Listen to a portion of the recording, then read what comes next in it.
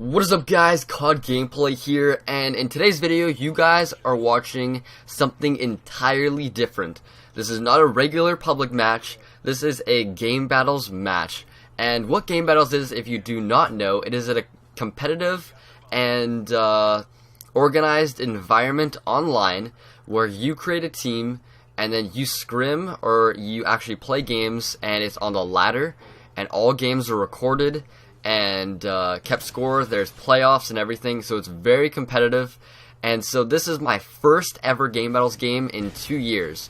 So I haven't played Game Battles or competitive in 2 years, so I've definitely new to this. And on the plus side to that, I haven't even played Search and Destroy that much in the last like year. So this is basically one of my first Search and Destroy matches of pretty much a year, in a very competitive environment where I actually need to try. So I was pretty impressed with myself, and my end score ends up being 9-2. And usually people think that 9-2 is really bad. And yes, in Search and Destroy regular game, 9-2 is absolutely horrible to post. Not a horrible game, but it's horrible to post, because sure, I can get that maybe every single game. But the average person maybe cannot. But like in Game Battles, the average person will go exactly even, or if like you're an average Call of Duty player, you'll probably end up going like 1-4, 2-6.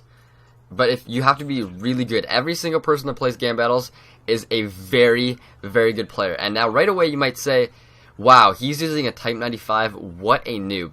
And to be honest, I felt really bad for using the Type 95 as well. I even asked my friend, I was like, bro, do you think I should actually use the Type 95? Like, I feel bad for using it almost, because it's so cheap.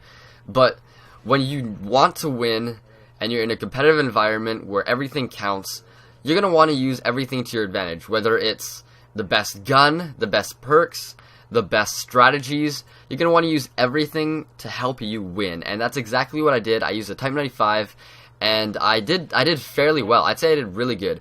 I played, I think, we played 3 games. We ended up going 1-2 record, so it wasn't that good. But in these, we beat these guys because I carried pretty hardcore. The other teams that we versed, one was like a 1-6, which you shouldn't have lost to. We got like super unlucky. And the other team was like 230. They were absolutely insane, and they had some crazy strats. And the worst part about it as well, every single Game Battles match that we played, we had outposts. This shitty map. I hate outposts so much, and somehow we get it every single time. And it was funny because I was like, you know what, should we go GB variant, which is only 5 maps. It's like Arcaden, Hard Hat, but it's like usually it's better teams that pick that. I'm like, I think we should do it. My friend's like, no, let's just stay default. What's the chance of getting outpost? It says that 2 times. Both times we got outpost. Ridiculous. But at least we end up winning this game. You notice how I go extreme conditioning, quick draw, dead silence. In GB, this game, sit rep was off, and also in GB, or Game Battles, I call it GB because it's just for short, and that's what most people do call it. There's specific rules, so you cannot use sit rep, you cannot use kill streaks, you cannot use blast shield, recon, 2 attachments, rapid fire. There are tons of different things that you cannot use to make it on a somewhat even playing field, and so there's no like bullcrap. There's no noob tubes. That's all you can set it, but most people set it so no bullcrap on anything, so it's all skill. And another thing that you notice is that I'm playing really passive. Usually when I post my games, I'm playing really aggressive, and I admit I hate playing passive, but in a competitive environment, everyone, if you're playing on defense, what you're doing is literally proning on the ground for almost an entire round, waiting and defending the bomb. When you want to win, you want to protect the bomb, because the enemy needs to get to the bomb. In usual games, it's like, sure, I'll get to the bomb eventually. You just want to get kills, want to just have fun, and just like destroy the other team, right? In competitive Game Battles, your whole objective is to get that bomb planted or kill the enemy team, whichever one you can do easier. Most of the time, it's getting the bomb planted and securing the area around the bomb so you can at least protect it and possibly get a win out of that, because it's a 7.5 second defuse and 7.5 second plant time. So if it's 7.5 second defuse, you literally have to be at the bomb with like 10 seconds to go. And that nade was perfect. That's the exact reason why I'm starting to use frags again. Tossing it, you cook it a bit. I even hit the guy perfectly. Personally, I think frags are a little bit better just because you can throw them farther, and if you get good with them, you can cook them and and set it so it's perfect. Also, you notice how everyone's head glitching. Head glitching in game battles is so common. If you're not head glitching, you are not playing it right, definitely. I can tell you that for sure. And what head glitching is, if you don't know, it's clipping, which is, right now I'm little bit head glitching.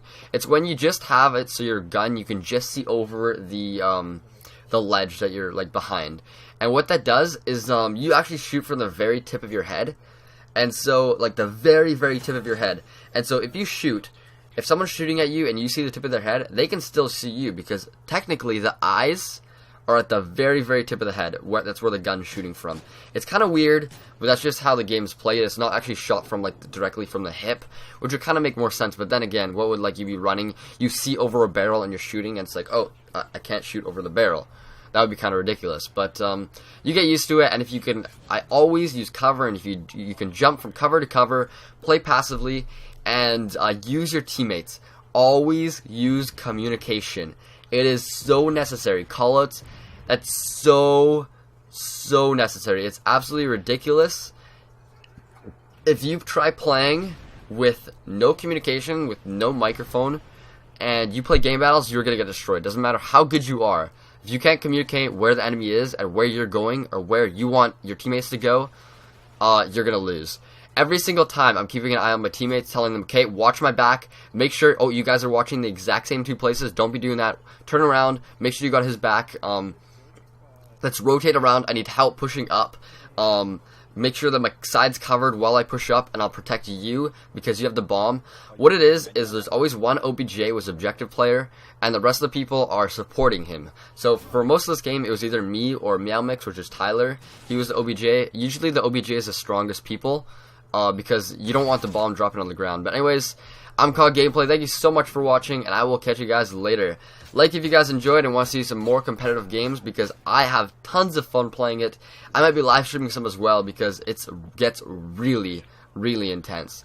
But anyways, I'm Called Gameplay. Thanks for watching. I'll catch you guys later. Peace.